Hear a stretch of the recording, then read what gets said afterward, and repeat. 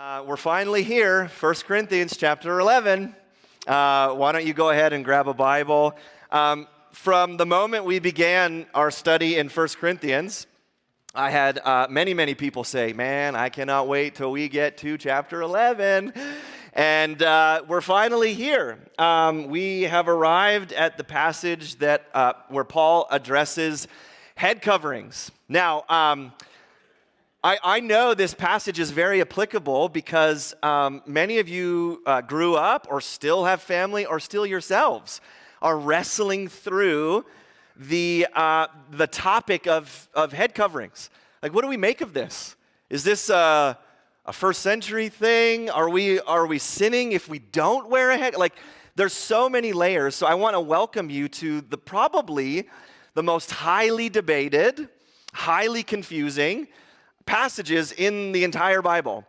And also the passage that has 800 million different interpretations. So I'll tell you what my goal is this morning. I want to, as I've studied this week and over the years have studied, I want to present to you my convictions as your pastor of what on earth Paul is talking about. What does he mean? What is he getting at? Does this apply? Does it not apply? Is this cultural? Is it for all time? And then after we look at some cultural stuff to say, okay, well, what are some principles that we can actually pull out of this passage that do apply to both men and women in our day and age? So you have to understand that now in chapter 11, right, Paul has spent chapters 8, 9, and 10 addressing the topic of meat sacrificed to idols. And now in chapters 11 through 14, he's addressing the Corinthians church gatherings. What would happen when they would gather together for what we're kind of doing today, corporate worship, the corporate gathering of the church. And we're going to see as we go onwards in the next few weeks, like it was a gong show, a gong show of a church service. A bunch of stuff has come to Paul's attention that he's going to be like, what on earth? So we'll deal with the head covering thing today. Next week, people are getting drunk at church. And you're like, can you imagine that? Like during communion, people are drinking a little bit too much of the wine, and they're drunk at the church gatherings. It was just ecstatic worship, people speaking in tongues, no order to the service, just confusion. People were arguing over their spiritual gifts, trying to one-up each other. What's the most important spiritual gift when we gather? Oh, you just do that? Well, I do this. I can prophesy. I can speak in tongues. You just preach the Bible? Oh, that's so boring. I can speak in languages that only I understand. And they were just arguing about all of these things. And so Paul, he's going to spend a giant chunk of this letter addressing all of these issues that are going on. So here's what I want to do this morning. We want to work our way through verses 2 through 16 in chapter 11. There's going to be a bunch of explanation because if you've ever read this passage, you've probably scratched your head going like, what on earth is Paul talking about? So I want to explain a bunch of things, what's going on. I want to talk about this passage culturally, right? Like we said last week, it's always good to go, what does this passage mean to the first century church in Corinth? And then, basically 3 applications for us. One of them being our head coverings for today. So we'll get to that at the end of our time together. So here we go. 1 Corinthians chapter 11, starting in verse 2, Paul says, "Now I commend you because you remember me in everything and maintain the traditions even as I delivered them to you. But I want you to understand that the head of every man is Christ, the head of a wife is her husband, and the head of Christ is God." So pause here for a minute. I think this is actually Paul's thesis for the entire passage. And you go, okay, well, interesting that he starts by saying, like, I want to commend you. Have you ever been where someone wants to give you some bad news, and they start by being, first of all, hey, listen, I think you're great. However, right? So Paul's kind of like easing into it. I want to commend you. Listen, you're doing some things well, right? You're maintaining stuff that I've delivered to you. So way to go. There's the the bottom piece of bread, right, of the compliment sandwich, right? Okay, now, so he starts like this, though. He says, what an interesting way to start. A passage about head coverings. He says, you got to understand something. The head of a man is Christ. The head of a wife is her husband. The head of Christ is God. What I think Paul's doing is laying some groundwork for this whole argument that he's going to make. Now, we have to ask a couple of questions in verse 3. What does the word head mean? And there's two options. The Greek word is kephale, and it can be either translated as authority or as the source of something. So even think in our vernacular, so-and-so is the head of this company. What would that mean? Well, he has authority. He's the boss. He's in charge. He makes the decisions. That would be one interpretation of the word kephale. I'm the one. I'm the authority of this company. Now, if you were hiking, let's say, and you said, hey, we want to hike up to the head of the river, right? In that case, what are you talking about? Well, we want to go up to the source of the river. Where does this river start? That's the head of it. So that's the two options. So again, ask, well, what do you think Paul is using here? I want you to understand that the source of every man is Christ, or the source of a wife is her husband, or the source of Christ is God. Well, you kind of go, well, that actually doesn't make a whole lot of sense, that God is the source of Jesus. That was actually considered blasphemy in the first few centuries. That God created Jesus, he's the source of Jesus. That can't be it, right? Because if we say, well, Paul, when he says head means source, well, then we've completely destroyed our theology about who Jesus is. God didn't create Jesus. He's not the source of Jesus. Jesus is co-eternal. So Paul must mean, when he uses the word head, the translation of authority.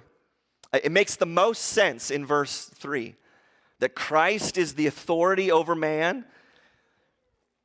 A husband is the authority over a wife. Take a breath, we'll get to this. And God is the authority over Jesus. Now, you have to go, well, really? God the Father has a certain level of authority? And if you read Scripture, he does. All throughout Scripture, we see that there are differences in role between Father, Son, and Spirit. Look, Jesus says this, John 5:19. Jesus said to them, truly, truly, I say to you, the Son can do nothing of his own accord, but only what he sees the Father doing. For whatever the Father does, that the Son does likewise. John 14:31, Jesus says, I do as the Father has commanded me. Now, some have said, okay, well, when Jesus was on earth, he submitted to the Father. Well, 1 Corinthians 15:28, it says, when all things are subjected to him, then the Son himself will also be subjected to him. Who's him? God the Father, who put all things in subjection under him, that God may be all in all. So you have to get this. Father, Son, and Spirit, the Trinity, are equal in deity, in attributes, in our worship of them. We're not saying that God the Father's more God. No, but Father, Son, Spirit have different roles within the Trinity. Did God the Father die on the cross for us? No. The Son did. God the Father initiated redemption and sent the Son, and the Son obediently went to the cross. Does the Holy Spirit have authority on his own to do whatever we want? Jesus said, actually, I'm going to send the Spirit, and he'll only teach you what I tell him to teach you. So there's differences of role in the Trinity. And yet we would say, well, that doesn't make God the Father better or more worthy of worship. No, they're completely equal. And yet they have different roles. So apply that then to the differences between men and women, which what Paul is trying to get at. Are men and women created equal in dignity and worth and value? Do they stand before God equal? Yes, absolutely.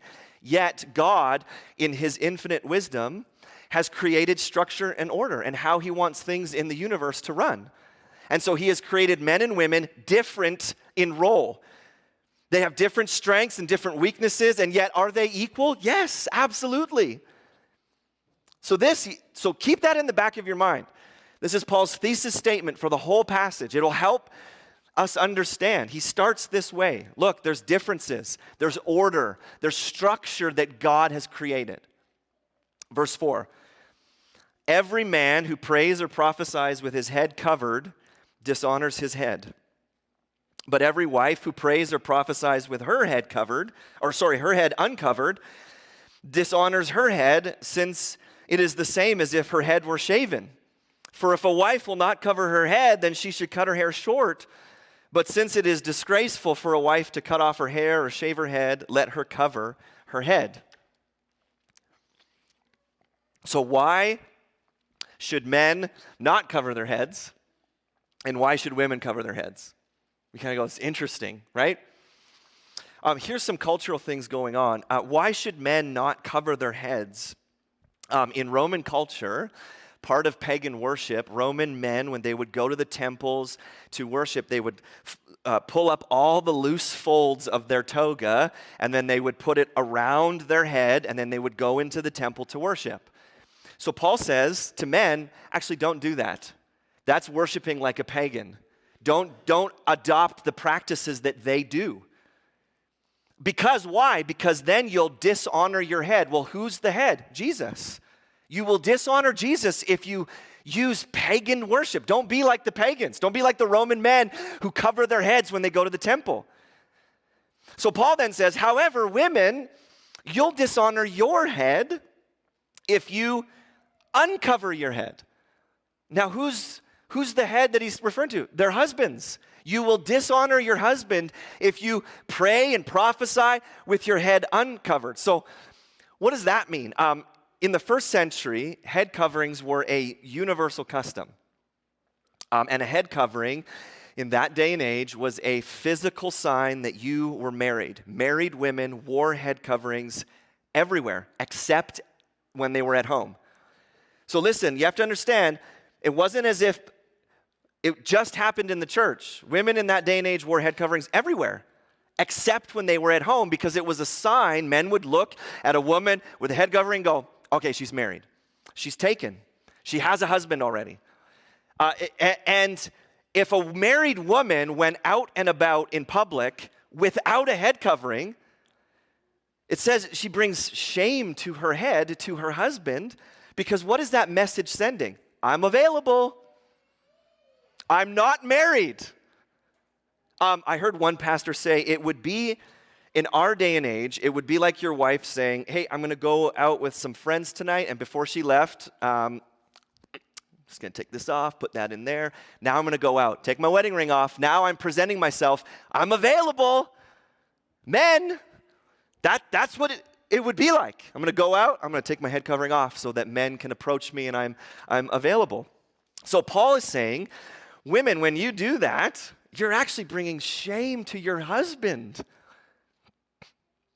Now, why were they doing this? Clearly there's a problem, right? Or Paul wouldn't address it. So there were men in the Corinthian church who were coming to worship with their heads covered, like the pagans, and there were women in the Corinthian church who were coming to church with their heads uncovered. Now, why would they do that? I think one option is 1 Corinthians 10:23. All things are lawful. Right? That was an issue in the church. We can do whatever we want. Jesus has set us free. So I can uncover my head now. Or it could be, there's another option, since the church met in their homes, maybe women were thinking, well, I'm in my home. Why do I have to cover my head? I'm at home. And then the church would gather and there would just be confusion. Paul says, it's interesting, he says, well, women, if you want to behave like that, just shave your head. Because head shaving in the first century was actually punishment for adulterous women. So he says, listen, if you want to live like an adulterous woman, then just go all the way. Just shave your head then. Because here's what could have been happening. The women in the Corinthian church could have said, well, it's for my own liberation. I've been set free by Jesus. And Paul says, it's actually for your degradation. You think that it's this great freedom that you can uncover your head in the first century. Actually, you're just bringing dishonor and shame to your husband. So if you're going to live like that, Paul says, well, just shave your head then. Just go all the way. So why does this matter? You have to imagine the chaos that would be taking place in the first century when they gathered together. Men walking in, behaving like pagans. Wait, why are their heads covered? Why are they lifting their togas up and covering? That's what they do when they worship Zeus. Why are they doing that here? And then you would have women who are coming in, uncovering their heads, and people going, is she married? Are they divorced? Is she single? Can I approach her? Is she available for a relationship? It would just be chaos. So Paul says, listen, there's order, right? There's structure when you gather. So men, don't cover your head. Women, cover your head. Live within the order and structure that God's designed. Now, in verse 7, he gives an example from creation. So it says this, for a man ought not to cover his head, since he is the image and glory of God. But woman is the glory of man. For man was not made from woman, but woman from man. Neither was man created for woman, but woman for man. So what is he referencing? He's referencing the creation of men and women all the way back to Genesis chapter 2. And he says, listen, there's a difference in how God created men and women. God created Adam. So if you know your story, here's a really quick story of how God created everything, okay? So God created the first man, Adam, and he places him in the garden. And Adam is alone. There's no other human beings. And Adam names all the animals, and he sees that, well, there's no one who's like a fit for me. So like dog being man's best friend, it's a lie. It's not true, right? But he looks and he goes, there's nothing that like is a fit for me. And God looks at Adam, and this is the first time God says that it's actually not good.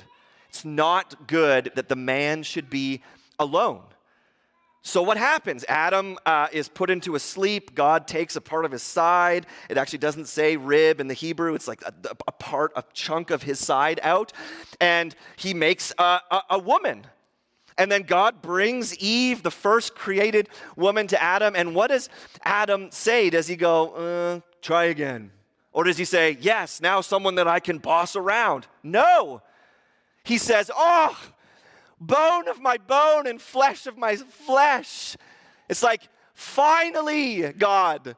It wasn't a dog, it wasn't a cat, it wasn't an elephant. None of those things fit me. And finally, here she is.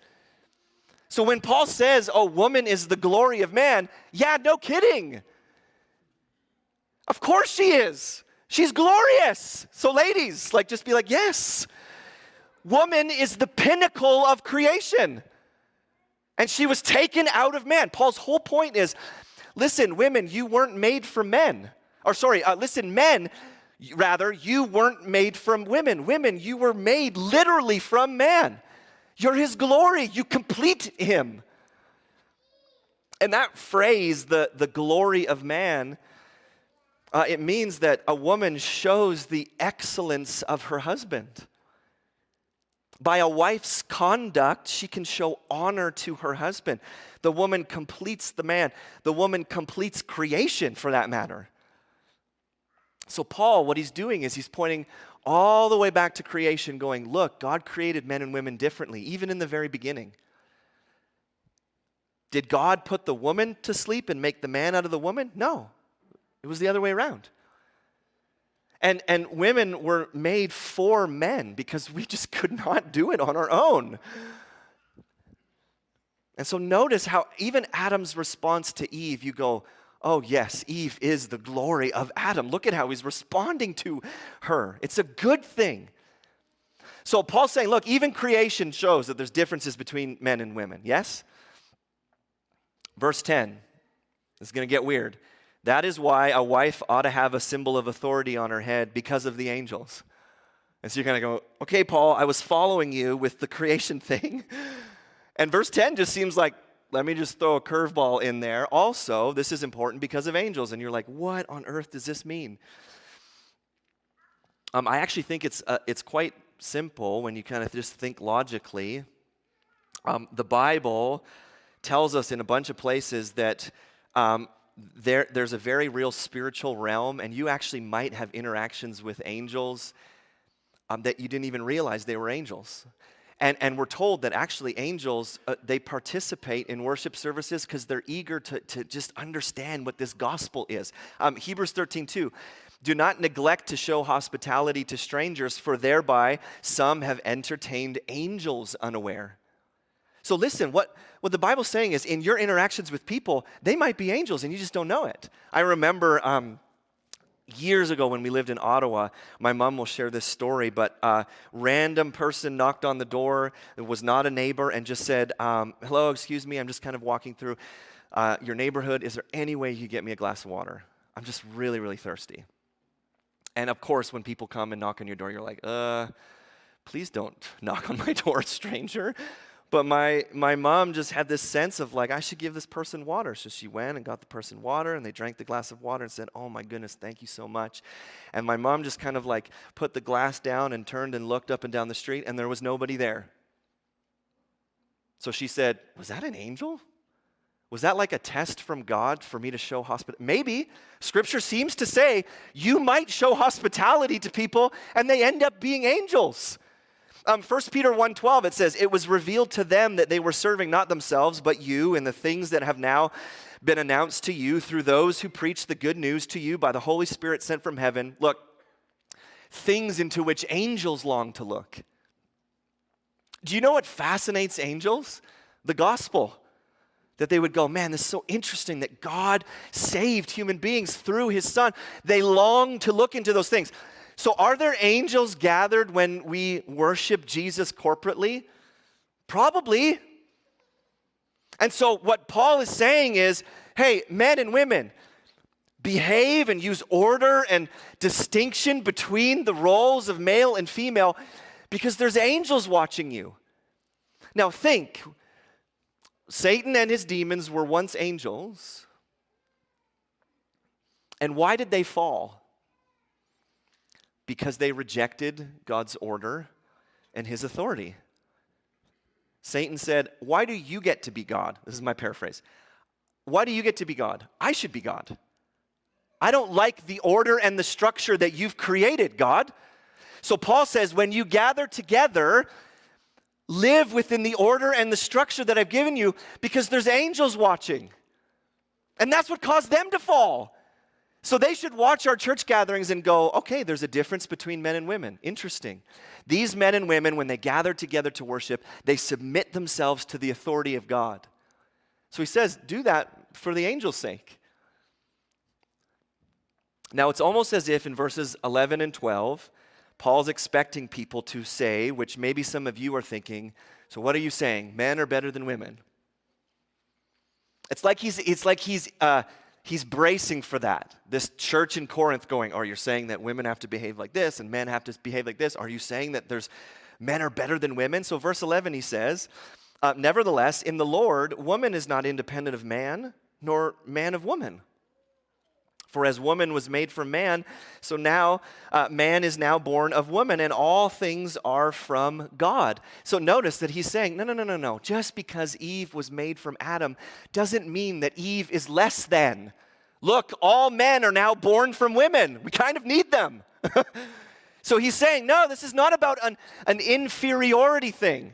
No, men are not better than women. He's like, no, look, we need each other. We're not independent from each other. Men, we need women. Women, we need men. And then lastly, in verses 13 to 15, he gives a reason from nature itself. He says, judge for yourselves. Is it proper for a wife to pray to God with her head uncovered? Does not nature itself teach you that if a man wears long hair, it's a disgrace for him? But if a woman has long hair, it is her glory, for her hair is given to her for a covering. What is he doing here? Some have said, well, see, he just means that their hair is their covering. That's not what Paul's saying. Paul is using an example from nature itself to prove his point. He's like, look, guys, even nature shows that men and women are different, doesn't it? Now, he's not prescribing hair length. Some of you men who are like, uh-oh. Paul's not saying, high and tight, it's got to be up there. He's not saying that. And for some of you women who are like, well, I like shorter hair, Paul's not saying it's got to be at least 6 inches down. He's just using a random example, saying, look, nature itself proves my point. Men, by and large, in different cultures, have shorter hair than women. It's not all the time, but by and large. Men have shorter hair than women, and he says, by and large, women have longer hair than men. So he's like, even nature is showing differences between men and women. And I get that it differs from culture to culture to culture, but Paul's point is still valid. He says the Bible affirms it, creation affirms it, even nature itself confirms differences. Now, I absolutely love how he ends. Verse 16, if anyone is inclined to be contentious, we have no such practice, nor do the churches of God. The word contentious means someone who is fond of strife. It's that person who stands up and says, Paul, wait a second, I want to argue about this. And he says, nope.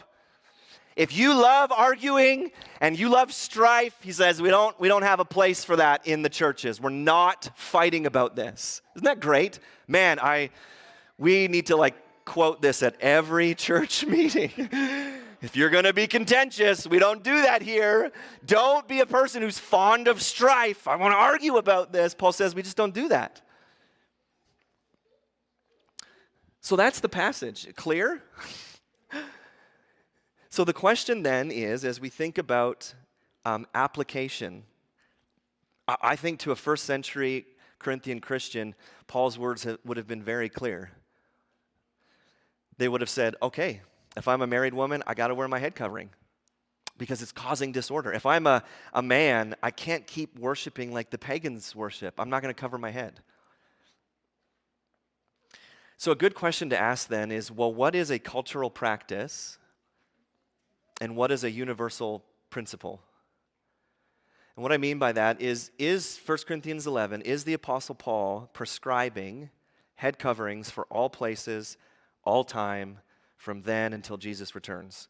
Or is he saying, this is how this principle actually plays itself out in Corinth, and maybe it plays itself out differently around the world and over 2,000 years of church history?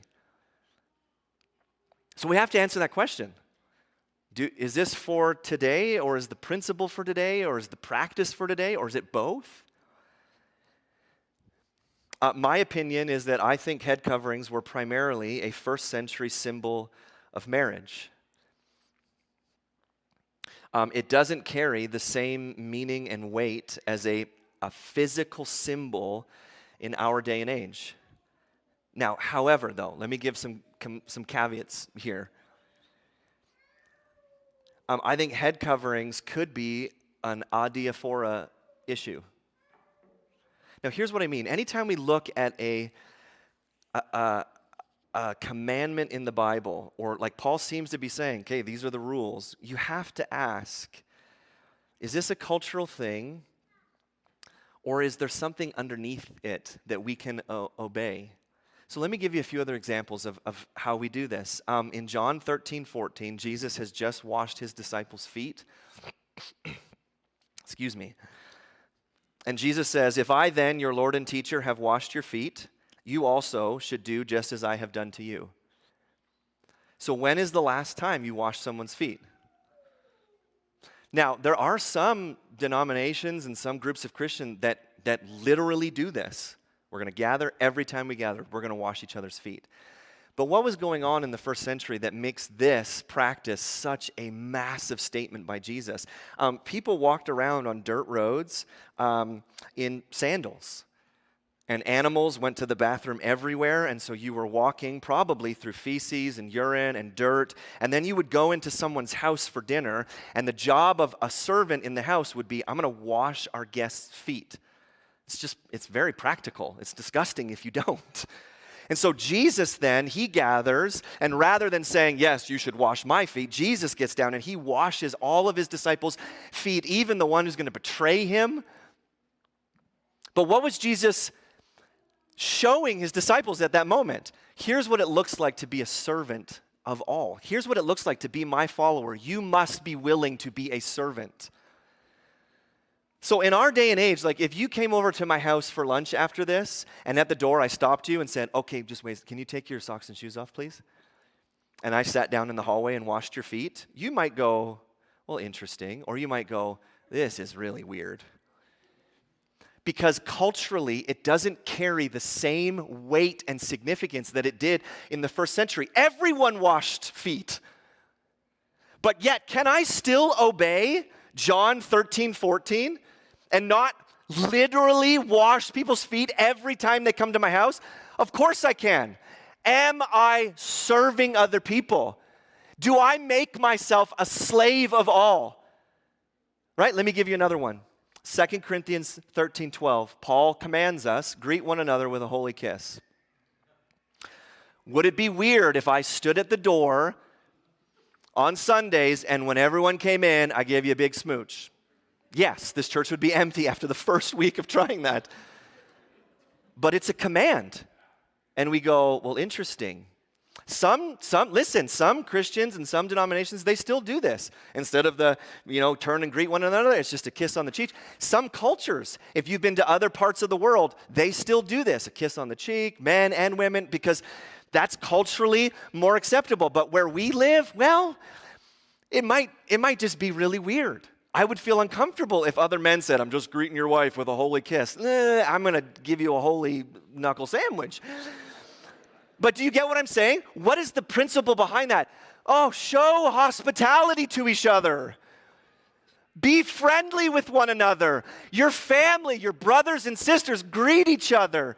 Show kindness. So can I obey with not literally kissing everyone? Yes, of course you can. It was a very unique cultural thing. Here's another one. In 1 Corinthians 16, Paul commands the church, when you take up your collection, give money and then send it to the church in Jerusalem. Have you done that lately? No, it's a commandment.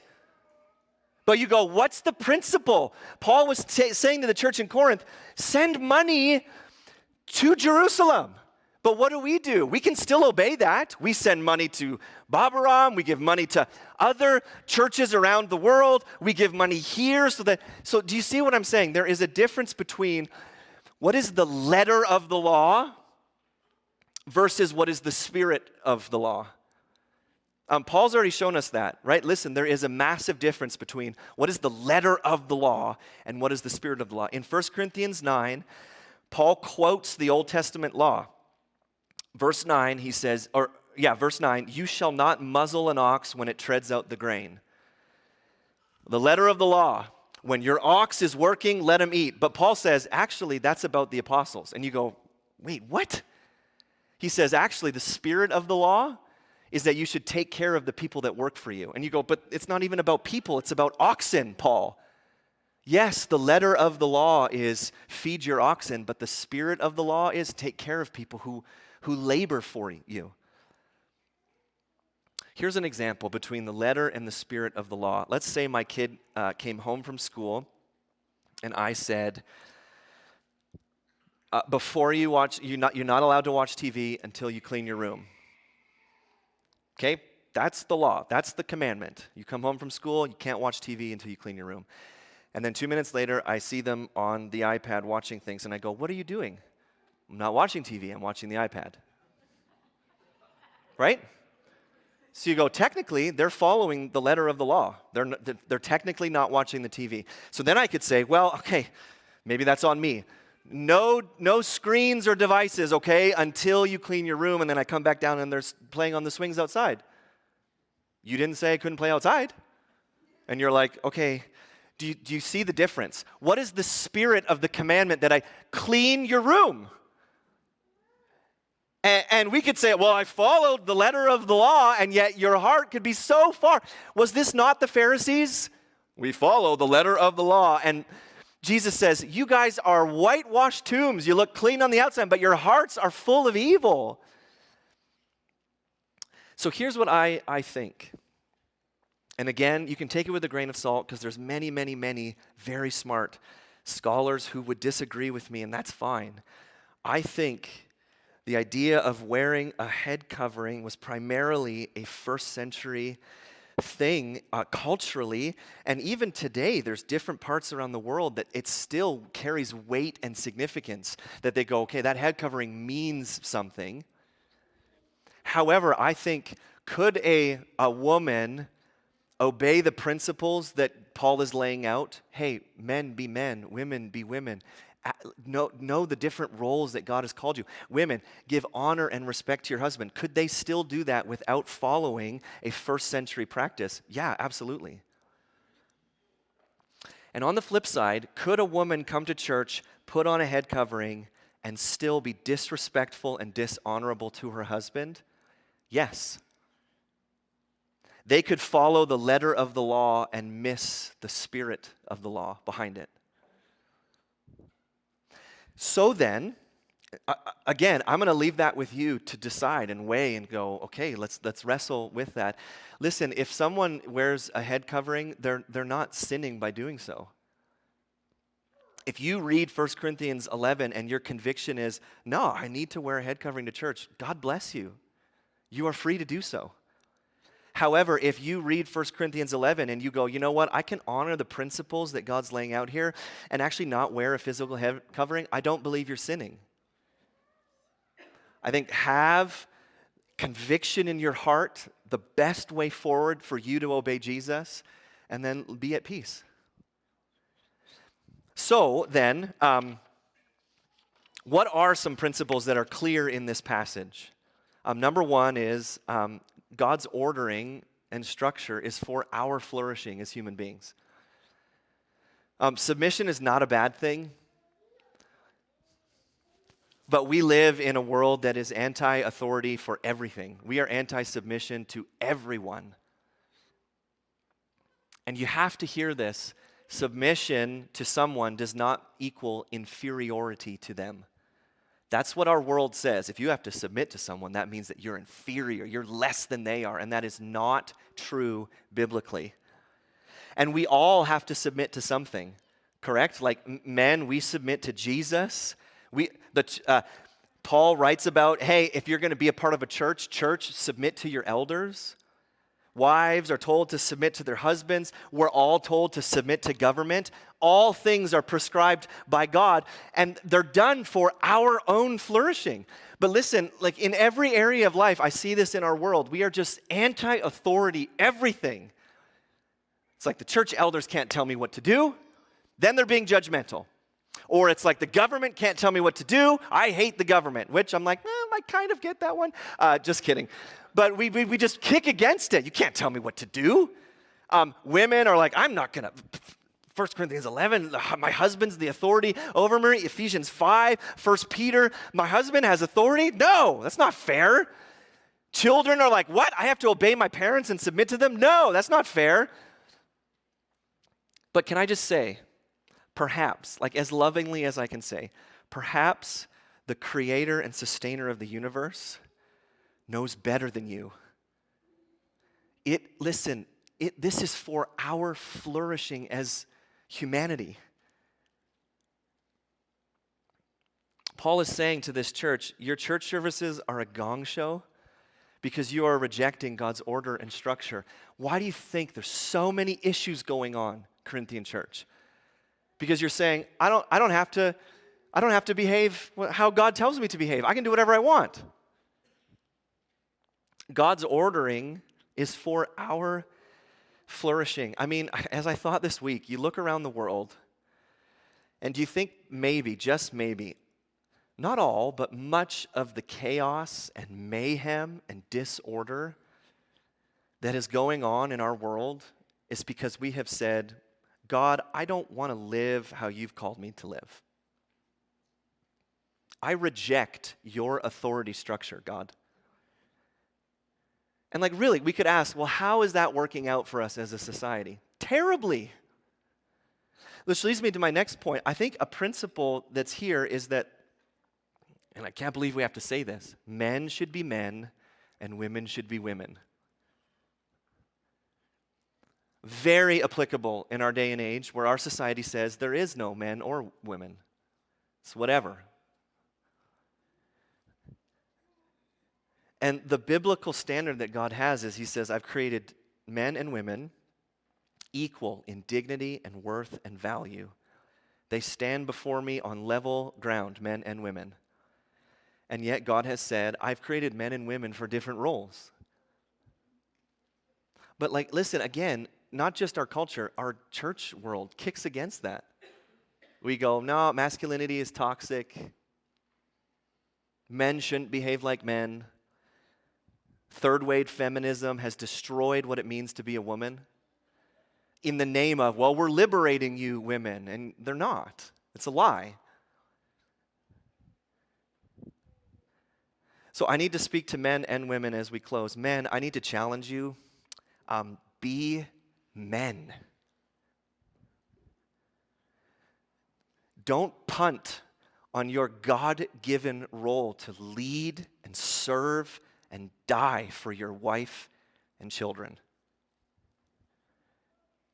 Don't believe the lie that, oh, well, if you display masculinity, well, it's toxic and it's bad for your wife and kids. That's a load of crock. Be men. Obviously, under the authority of Jesus, listen, you will stand before Christ and you will answer for how you treated your wife and kids. So lead well, men. And on the flip side, women, be women. It's actually heartbreaking watching our world lie to you women.